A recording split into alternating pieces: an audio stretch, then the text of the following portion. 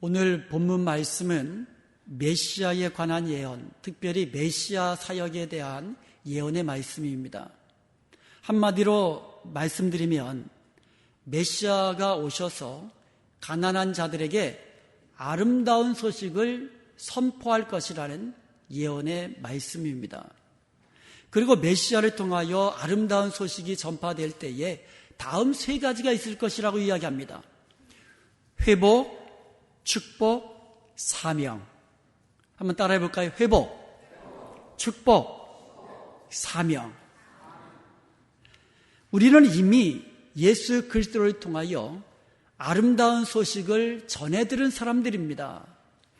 그러므로 우리에게도 이 세 가지가 주어졌음을 우리는 기억해야 합니다.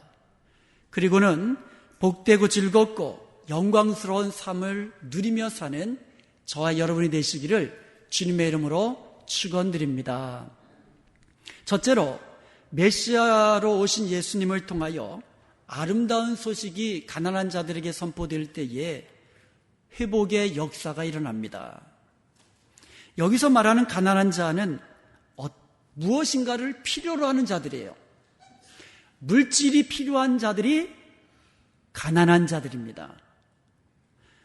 자유가 필요한 자들이 가난한 자들이에요. 치유가 필요한 자들이 가난한 자들입니다.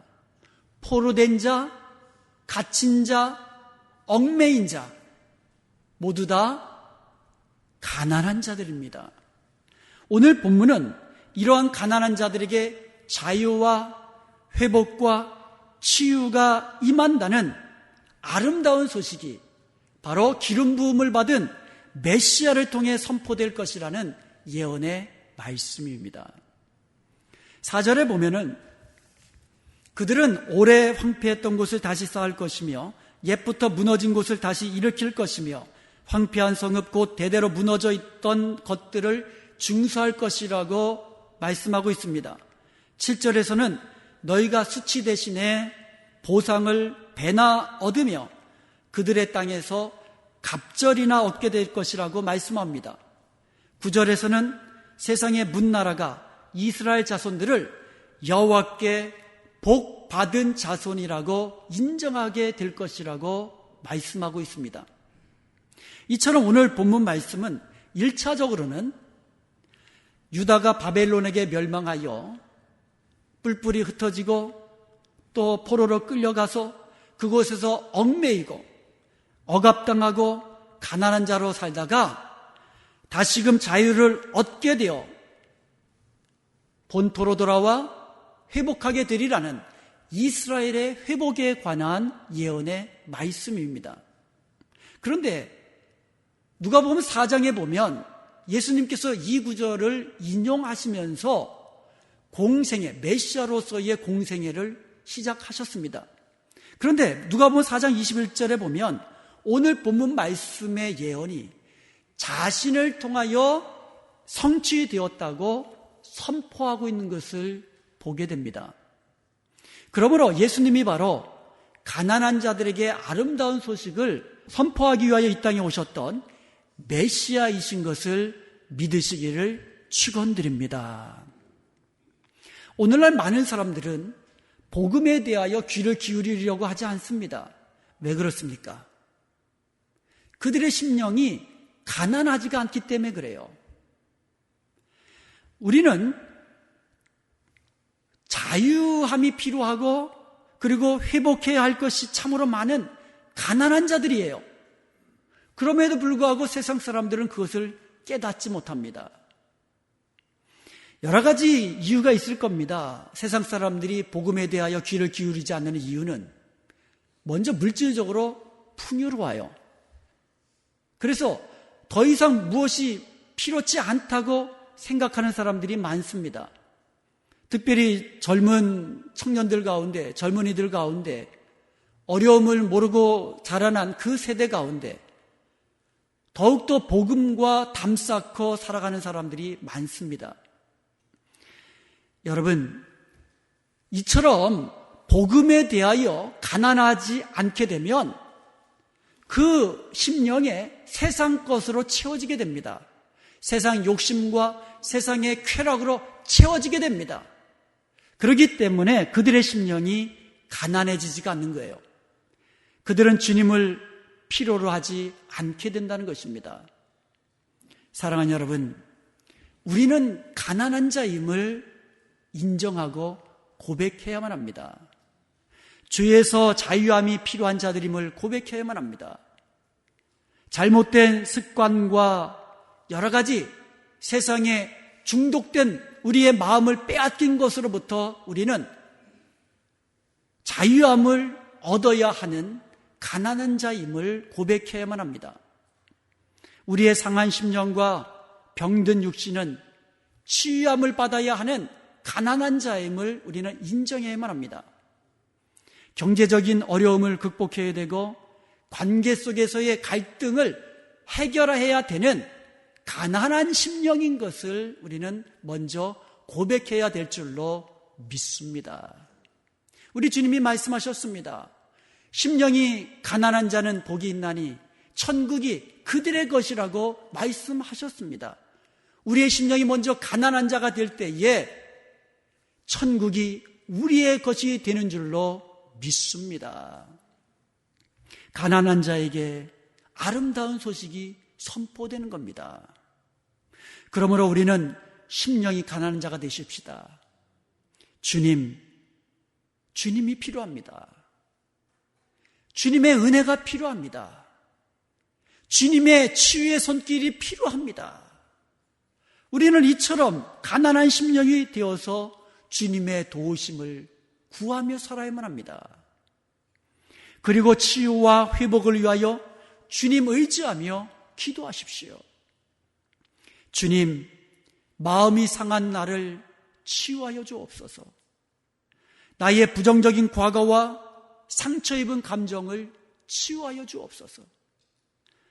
나의 부정적인 마음과 병든 인격을 치유하여 주옵소서. 관계 속에서의 상처를 치유하여 주옵소서.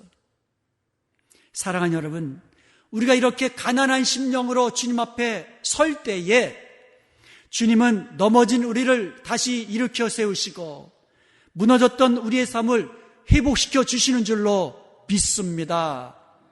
그리하여 가난한 우리의 심령이 예수님께서 주시는 자유와 치유와 회복의 은총으로 가득 넘치게 되기를 주님의 이름으로 축원드립니다. 이렇게 회복되고 나면 누리게 되는 축복이 있습니다. 그러면 가난한 자에게 아름다운 소식이 선포되어서 회복될 때에 어떤 축복을 누리게 될까요? 3절 한번 보겠습니다. 무릇 시온에서 슬퍼하는 자에게 화관을 주어. 슬퍼하는 자에게 화관을 주신다고 합니다. 그리하여서 그 죄를 대신하여 기쁨의 기름으로 우리를 발라주시고 그 슬픔을 대신하여 찬송의 옷으로 그 근심을 대신하게 하신다고 말씀하고 있습니다. 그리고 7절에서는요, 영원한 기쁨이 있으리라고 말씀하고 있습니다. 아름다운 소식이 선포될 때에 제일 먼저 기쁨이 회복되고 찬송이 회복되는 줄로 믿습니다. 이것이 축복이에요. 어찌 보면 당연한 겁니다. 마음이 상한 자에게는 슬픔이 있어요. 근심이 있습니다. 아픔이 있습니다. 그러나 상한 마음이 치유되면 기쁨과 찬송이 흘러넘치게 됩니다. 눈먼 자가 눈을 뜨게 되면 어찌 찬송하지 않겠습니까? 어찌 기뻐하지 않겠습니까? 이처럼 가난한 자에게 아름다운 소식이 선포되어 회복이 될 때에는 제일 먼저 기쁨과 찬송이 흘러넘치게 되는 줄로 믿습니다. 그런데 여러분, 기쁨 가운데서도 가장 큰 기쁨은 우리가 누리는 구원의 기쁨인 줄로 믿습니다. 10절에 보면 내가 여호와로 말미암아 크게 기뻐하며 내 영혼이 나의 하나님으로 말미암아 즐거워하리니 이는 그가 구원의 옷을 내게 입히심이라고 말씀하고 있습니다. 하나님께서 우리에게 구원의 옷으로 입혀주시니까 우리가 크게 기뻐하게 되는 줄로 믿습니다. 구원함을 얻은 기쁨 세상에서 제일이라.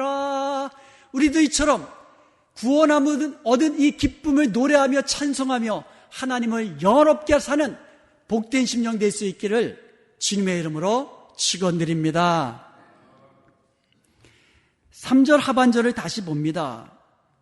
그들이 의의 나무 곧 여호와께서 심으신 그 영광을 나타낼 자라 일컬음을 받게 하려 하심이라. 하나님께서 우리의 심령에 의의 나무를 심어주신다고 말씀하고 있습니다. 가난한 자에게 아름다운 소식이 선포될 때에 하나님의 영광을 나타낼 자로 우리를 회복시켜 주신다는 말씀이에요. 그러므로 하나님의 형상으로 회복된 우리 안에는 하나님의 영광스러운 광채가 심겨져 있는 영광된 존재인 것을 우리는 기억해야만 합니다. 한번 옆에 있는 분들하고 한번 인사하십시다. 우리는 빛나는 존재입니다. 그것도 그냥 빛나는 것이 아니라 하나님의 영광으로 빛나는 존재예요. 다시 한번 옆에 분들하고, 당신은 하나님의 영광으로 빛나는 존재입니다.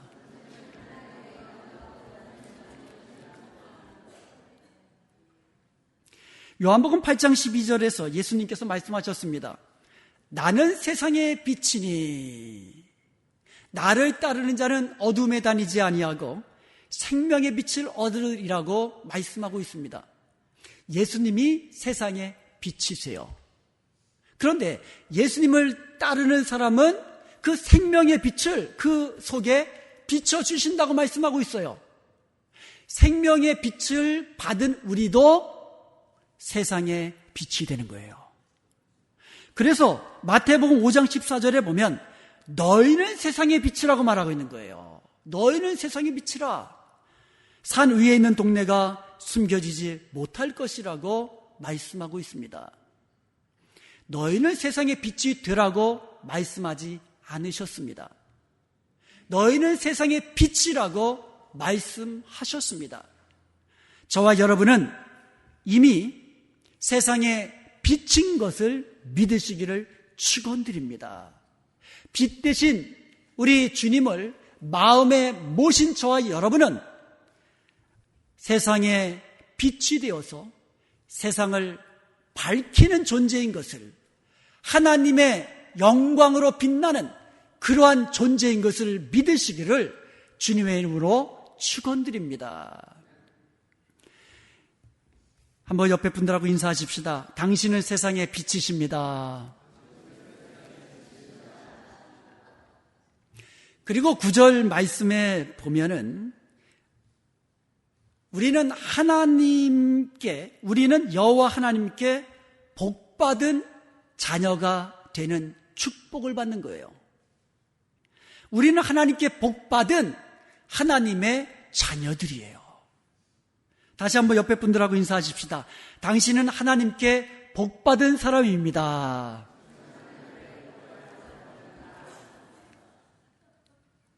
이렇게 하나님 앞에서 메시아 되신 예수 그리스도를 통하여서 아름다운 소식이 선포될 때에 우리는 이처럼 놀라운 놀라운 복을 누리게 되는 거예요. 창세기 1장 28절에 보면 하나님께서 사람을 하나님의 형상대로 만드시고 복을 주셨다고 기록되어 있어요.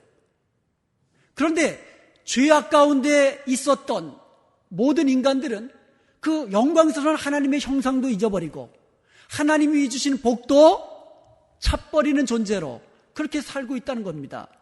그런데 메시아 되신 예수 그리스도를 통하여 아름다운 소식이 선포될 때에 우리가 회복되는 줄로 믿습니다. 하나님의 영광스러운 형상으로 회복되고 하나님께 복받은 그와 같은 자녀로 회복되는 것을 믿으시기를 축원드립니다. 그러니 어찌 기뻐하고 즐거워하지 않을 수 있겠습니까? 메시아를 통해 아름다운 소식이 선포될 때에 세 가지가 주어진다고 말씀을 드렸습니다. 첫째가 뭐예요? 회복. 아름다운 소식이 선포될 때 회복의 역사가 일어납니다. 두 번째로 축복. 회복된 자가 누리는 축복이 있습니다. 세 번째가 사명. 회복되고 축복을 누리는 자에게 주시는 사명이 있습니다. 하나님께서 우리를 회복시키시고 우리에게 복을 주실 때에는 사명까지 주시는 거예요. 어찌 보면 사명을 위해서 주실지도 모릅니다. 6절 말씀을 한번 보겠습니다.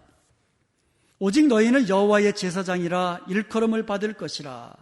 사람들이 너희를 우리 하나님의 봉사자라 할 것이라 말씀하고 있습니다.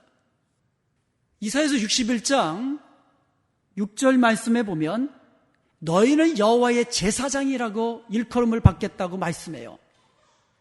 여러분, 제사장이 누굽니까? 백성들을 대신해서 하나님 앞에 제사를 드리고 백성들을 말씀으로 가르치고 축복하는 하나님께 택함 받은 존귀한 사람이 제사장입니다. 요한계시록 1장 6절과 5장 10절에 보면 하나님은 우리를 나라와 제사장으로 삼으셨다고 말씀하고 있습니다. 베드로 전서 2장 9절에도 오직 너희는 택하신 족속이요 왕같은 제사장이라고 말씀하고 있습니다. 저와 여러분은 하나님께 택함 받은 왕같은 제사장인 줄로 믿습니다.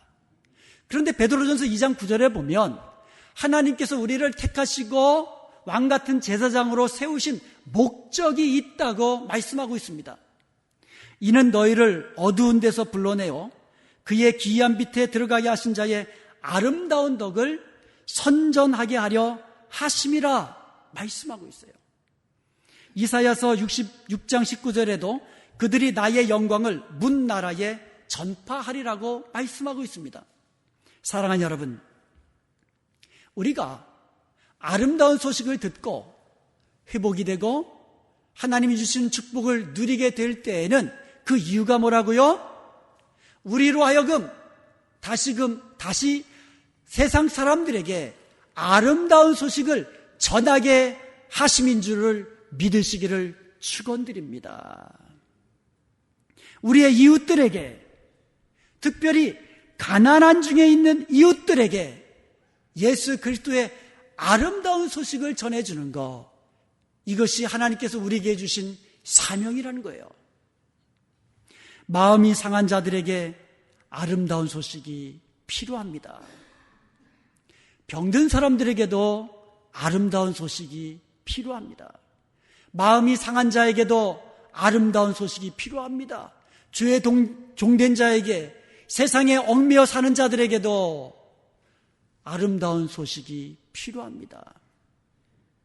여러분, 사탄의 매인 자들, 죄와 사망의 매인 자들에게 자유를 선포하시는 예수 그리스도의 복음이 필요한 것을 우리는 기억해야만 합니다. 그러므로 우리는 세상의 가난한 자들을 긍휼히 여기는 마음을 가지고 그들을 위하여 기도하며 그들에게 예수 그리스도의 아름다운 소식, 복음의 소식을 전해 주어야 되는 줄로 믿습니다. 누가 전해야만 합니까? 누가 전할 수 있습니까? 아름다운 소식을 전해 들은 사람이 전해 주어야만 합니다. 먼저 아름다운 소식을 듣고 회복되고 축복을 누리는 사람이 전해 주어야만 하는 것이에요. 그렇다면 누가 전해 줘야 돼요? 예수 그리스도의 아름다운 소식을 듣고 예수님을 믿고 구원받은 저와 여러분, 우리 성도들이 아름다운 소식을 전해 주어야 한다는 말씀이에요. 주님께서는 가난한 자에게 아름다운 소식을 전파하시는 메시아 사역을 우리에게 위임해 주셨습니다. 여러분, 가난한 자에게 아름다운 소식을 선포하는 것이 메시아 사역이에요. 예수님이 이 땅에 메시아로서 오셨는데 메시아로서 오신 예수님이 하신 사역이 뭐라고요? 가난한 자에게 아름다운 소식을 전파하는 것이 메시아 사역입니다. 이처럼 놀라운 영광스러운 메시아 사역을 우리에게 위임해 주셨다는 거예요. 가난한 자들에게 예수 그리스도의 아름다운 소식을 전파하는 이 아름다운 존귀한 영광스러운 사명을 저와 여러분에게 주신 줄로 믿습니다. 그러므로 이제부터 자유케 하는 진리의 복음을 맡은 여호와의 제사장이 되어서 예수 그리스도의 아름다운 소식이 필요한 가난한 자들에게 구원의 복음을 선포하는 저와 여러분이 될 수 있기를 주님의 이름으로 축원드립니다. 회복되고 축복받은 성도들은 또한 이 세상에서 하나님의 봉사자로서의 사명을 부여받게 됩니다. 알베르트 슈바이처는요, 원래 독일 사람이에요. 그러다가 나중에 프랑스 국적을 취득하게 됩니다.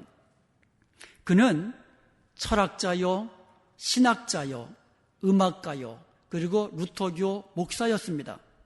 그리고 그는요, 아프리카에서 병원을 개설하여서 의사도 없이 병들어 죽어가는 그와 같은 아프리카 사람들을 섬겼던 존경받는 의사였습니다.